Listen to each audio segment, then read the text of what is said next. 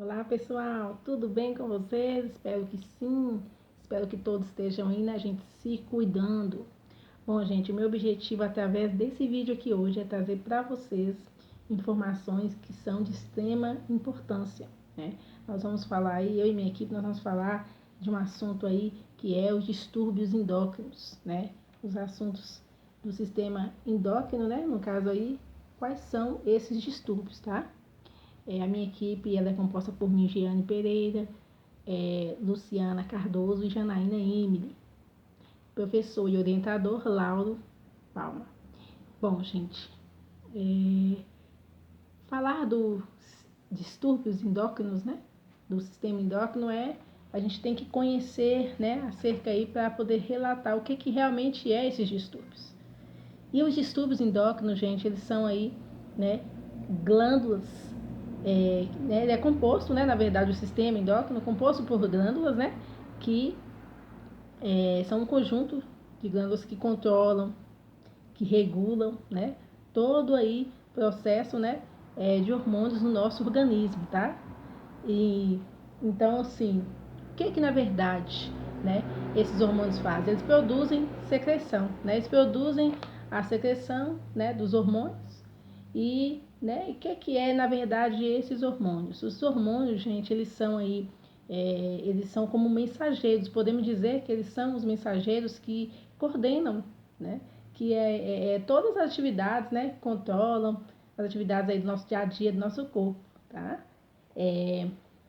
Então, esses hormônios nós podemos considerar que eles são aí substâncias químicas, né, na verdade, e que afetam a atividade de toda a parte do nosso corpo, tá? É muito importante a gente lembrar quais são essas glândulas, né, endócrinas, que é muito importante a gente conhecê-las, né, acerca aí para poder entender melhor o assunto. Nós temos aí as glândulas que é o hipotálamo, nós temos aí a hipófise, nós temos também aí as glândulas pituitárias, nós temos a glândula da tireoide, nós temos aí o ilhéus, nós temos as paratireoides, o pâncreas, os ovários e os testículos, tá? Tudo esse conjunto que eu falei fazem parte de glândulas endócrinas, tá? Eu achei até melhor vocês entenderem, conhecer a localização, né? Porque a gente falar assim, né? Então, no corpo, na localização do nosso corpo, é mais fácil para a gente entender melhor, tá? Eu trouxe aqui, ó, não sei se dá para vocês verem, né? Mas aqui, ó, nós temos aí as glândulas pineais, tá vendo? Nós temos o hipotálamo, nós temos as glândulas aí pituitárias, que são aí, né, localizados, né, na parte aí, ó, do crânio, tá vendo, gente? Então, esses glândulos aqui, eles controlam essa parte aqui, ó, do crânio nosso, né?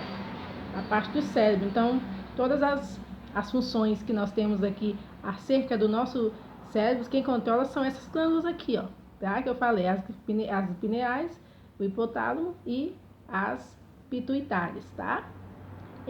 Nós temos também as glândulas da tireoide, né? As paratireoides, que são aí localizados na cavidade torácica. Tá vendo, gente? Tá vendo as duas setinhas aí, ó? Indicando qual é a parte do nosso corpo que tem aí essas glândulas. E nós temos aí o controle, né? Da parte aí que é as glândulas do timo, as suprarrenais, né? Que são aí, né? No caso o pâncreas também, que são localizados aí, ó, na parte abdominal. Tá vendo aí? E por último nós temos os ovários e os testículos, tá? Bom, gente, é muito importante, né, a gente saber, né, que essas glândulas que eu citei, né, elas são extremamente importantes porque elas que, né, têm aí todo o controle das funções do nosso organismo, do nosso corpo, né, e através dessas glândulas, né, os hormônios trabalham aí, né, como mensageiros, como eu disse para vocês, né. Então, é muito importante que a gente conheça, né, entenda, né, como agem e que um descontrole, né, desses hormônios trazem aí, né, infelizmente, doenças autoimunes, né, porque há todo um processo que é considerado aí exatamente o que eu estou trazendo para vocês, que são os distúrbios, tá? Então, gente, eu achei importante vocês saberem que nós temos aí, quando há o descontrole, né, há um relato aí, né, que, por exemplo, tem aí o descontrole da questão entre o hipotálamo, né, e a hipófise, né, na verdade. Então, quando acontece às vezes do sistema imunológico atacar uma glândula endócrina, na verdade, aí acontece, né, as doenças autoimunes, né, que aí diminui, né, a produção hormonal, tá? Então, nós temos aí, acerca dessas doenças endócrinas, é bom a gente entender e conhecer qual o processo que é relatado aí, né? Esses distúrbios. Então, nós temos a classificação, né? Qual é essa classificação? Nós temos aí que quando existe uma doença que diz a respeito, né? Uma disfunção hormonal, nós temos aí a questão que é denominado quando há um excesso, por exemplo, de secreção hormonal, nós podemos classificar como no caso no caso hiper, né, função, no caso aí. Quando há uma baixa, uma deficiência desses hormônios, podemos aí classificar como hipofunção, certo? Entendeu? Excesso elevado, hiperfunção. Baixa elevação de hormônio e hipofunção, tá?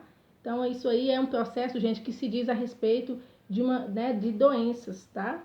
Que ocorre quando há aí essa questão, tá? Então, essas doenças, gente, podem ser causadas na glândula, porque o eixo do hipotálamo e o hipófise, né? Ou seja, apresenta sinais, né? Que ocorre aí entre essas questões do sistema imunológico. Eu achei importantíssimo vocês saberem quais são essas doenças, né, que eu estou falando aqui, né, que acaba tendo acerca de, né, relatar doenças sobre esses distúrbios, então melhor a gente conhecer, saber, né, quais são. Então, vou estar citando para vocês aqui, né, nós temos aí, gente, uma das doenças, né, que são aí relatadas quando há o distúrbio, que é aí o hipertiroidismo, né. Nós temos também a deficiência com relação ao distúrbio aí, que é a doença do hipotiroidismo, né? Nós temos também, gente, a doença de Cush. Nós temos também aí a acromegalia. Temos também aí a baixa estrutura em crianças, né? No caso aí, quando há um descontrole hormonal, né? Na questão do crescimento, né? Que mexe muito na questão da fase da criança.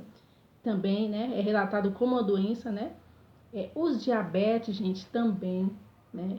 No caso aí, por exemplo, diabetes mellitus, né? E nós temos, no caso aí, então, essas doenças, né? Também relatada a obesidade, né? Então, todas essas doenças que eu citei para vocês, agora mais na frente, as minhas colegas Janaína e Luciana, tá? Vão estar explicando para vocês acerca dessas doenças aí que eu expliquei para vocês o nome aqui, citei o nome.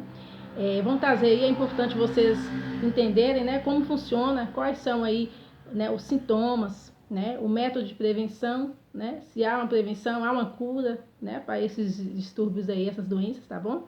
Então, né, espero ter colaborado com vocês, com as minhas informações iniciais. Então, fiquem com Deus, né? Um abraço a todos e tchau, tchau. Bom dia, dando continuidade ao que a Giane já falou, vou falar um pouquinho sobre o que é hipotireoidismo. Hipotireoidismo é uma doença que ocorre quando a glândula tireoide não produz hormônio tireoidiano suficiente. Isso existe muitas causas de hipotireoidismo, como infecções, inflamações e doença de autoimune, em que o corpo produz anticorpos contra sua própria estrutura. O especialista vai solicitar a realização de exame para melhor esclarecer as dúvidas. O hipertireoidismo é uma doença também que quando a tireoide produz o hormônio em excesso. E são inúmeros os motivos dessas condições. Portanto, é importante investigar cada caso com um médico especialista. Os sintomas de um hipertireoidismo são irritabilidade, sensação de calor permanente, mudança de humor, dificuldade em dormir, cansaço, fraqueza muscular e diarreia. Os hormônios da tireoide secretam 3 tipos de hormônio. O principal hormônio é a tirosina, conhecida como TH, que atua em todo o corpo, influenciando o metabolismo, o crescimento e o desenvolvimento, e a temperatura do corpo durante a infância. O bom funcionamento da tireoide é crucial para o desenvolvimento do cérebro da criança, bem como para o seu crescimento e desenvolvimento físico. E temos também os cuidados de enfermagem do hipotireoidismo, que é onde é proporcionar o conforto e segurança, um ambiente repousante, calmo e tranquilo, manter uma ventilação adequada no ambiente, dar apoio psicológico, ouvir com atenção e anotar as queixas do paciente, orientar as visitas e familiares para evitar conversa que perturbe, o paciente, orientar a restrição de bebidas estimulantes com chá e café, supervisionar a dieta e incentivar a ingestão nutritiva e hídrica, e oferecer proteção e segurança ao paciente, oferecer dieta balanceada, rica em calorias e minerais, manter uma ventilação adequada no ambiente, proporcionar o conforto e segurança a um ambiente repousante, calmo e tranquilo. E os valores que indicam a doença. Para você identificar a alteração na tireoide, é necessário fazer o exame TSH e o T4 livre, ambos realizados após a coleta de sangue. Geralmente o TSH encontra-se com nível baixo e o T4 livre com dosagem acima do normal. Para tratar a tireoide desregulada, um profissional irá solicitar exames e analisar fatores como níveis hormonais, causa da doença, idade, condições gerais de saúde, os medicamentos prescritos dependerão do diagnóstico, e as doses são individuais, pois esses medicamentos são capazes de bloquear a liberação de hormônio pela tireoide ou aumentar os níveis de hormônios tireoidianos no sangue. Caso os remédios não sejam suficientes, o tratamento com iodo radioativo ou cirurgias pode ser recomendadas. E como eu já disse, os exames que são recomendados para o problema de tireoide, para detectar o problema, é o TSH e o T4 livre. Ambos são coletas de sangue. Os exames analisam a quantidade de hormônio circulante no sangue e pode avaliar a função da tireoide.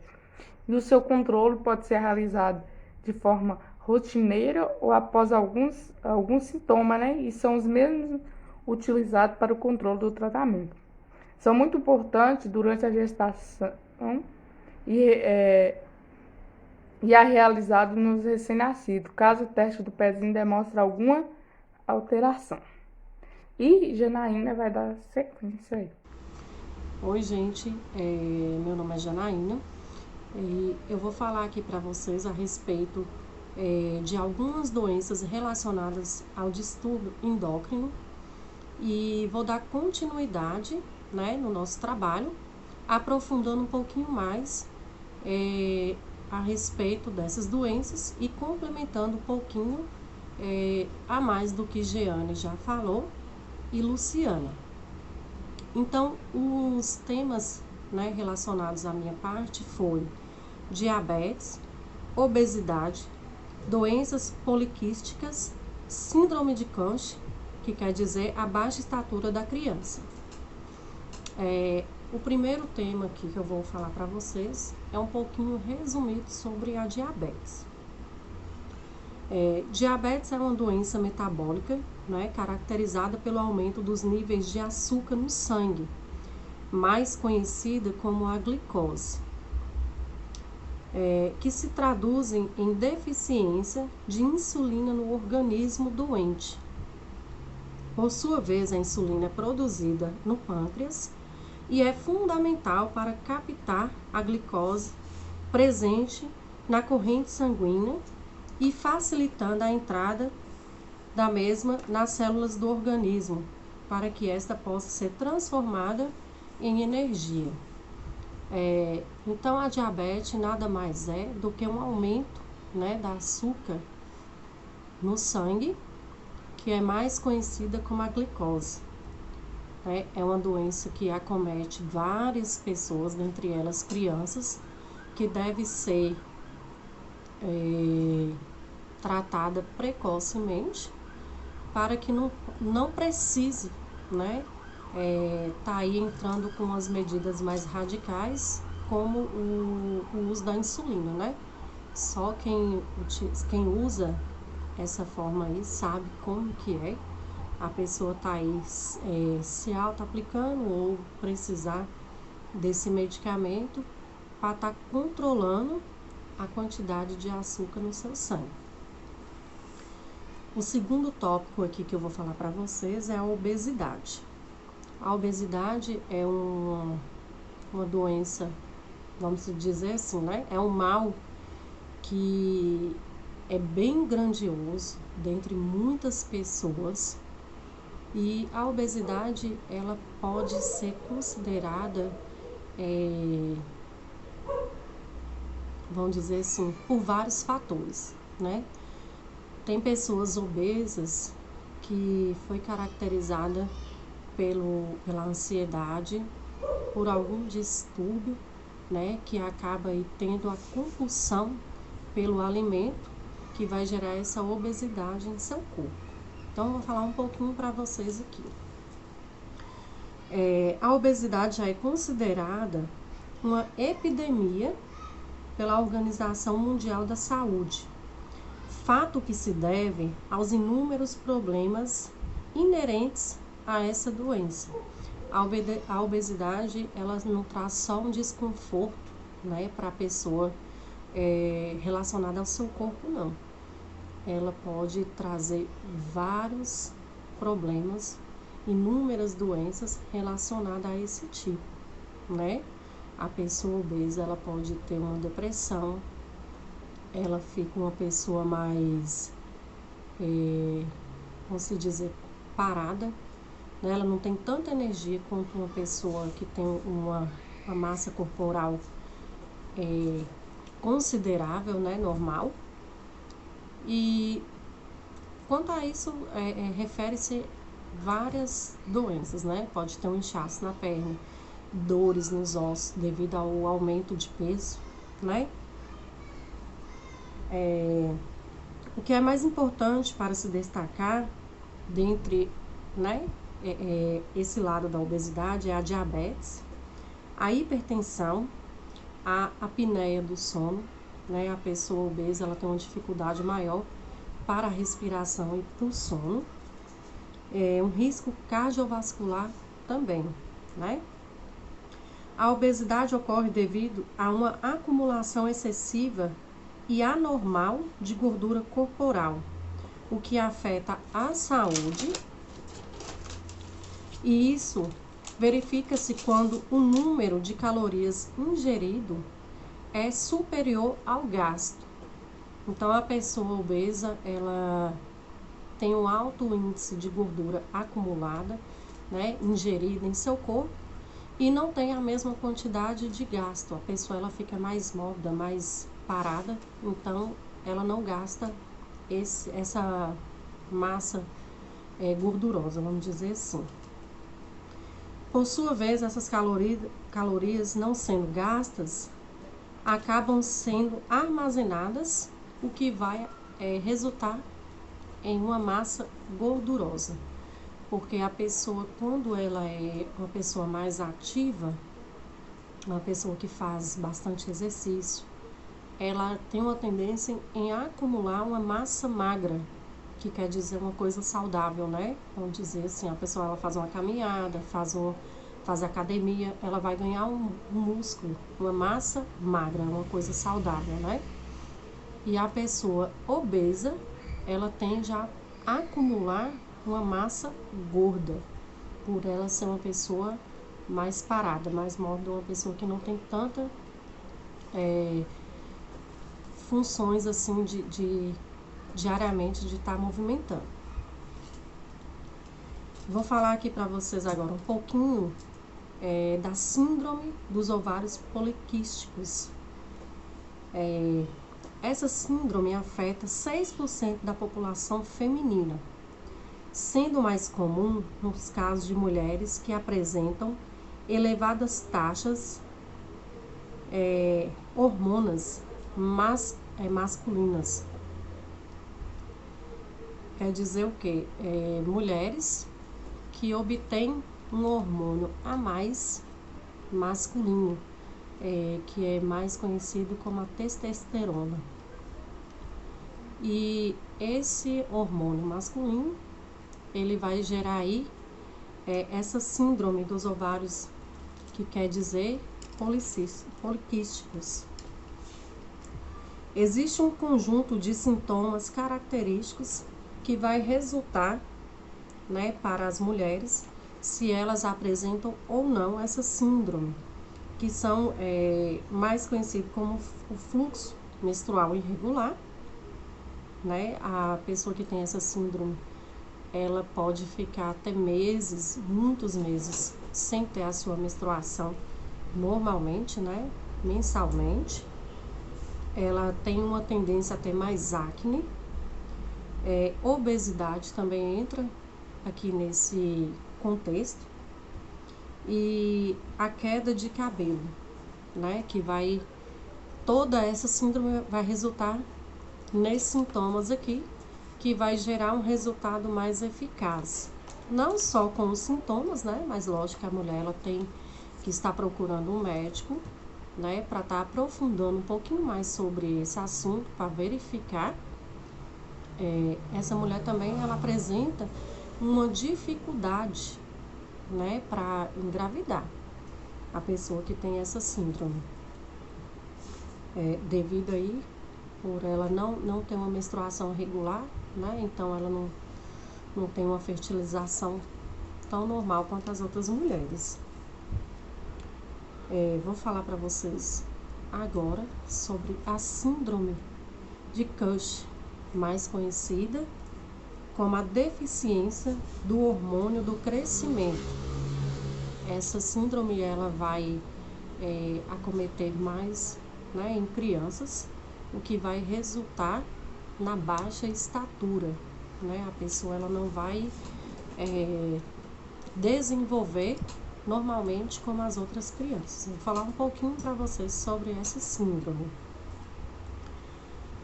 A deficiência de hormônio do crescimento é mais comum pelos hipofisários e é acompanhada por total ou insuficiente baixa estatura. Nem sempre os médicos encontram uma causa para essa deficiência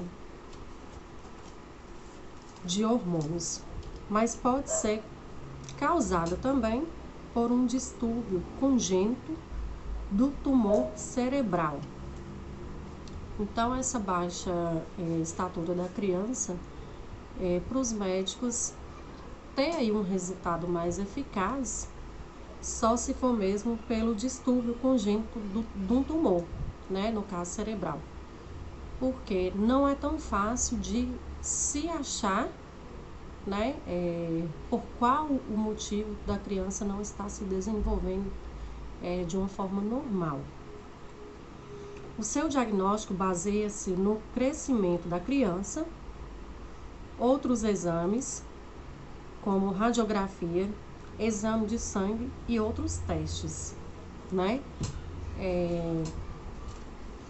Não é tão acometido assim tem sim um nível, né, considerável, mas ainda é uma síndrome, vamos dizer, meia desconhecida, né? Essa síndrome de Cushing.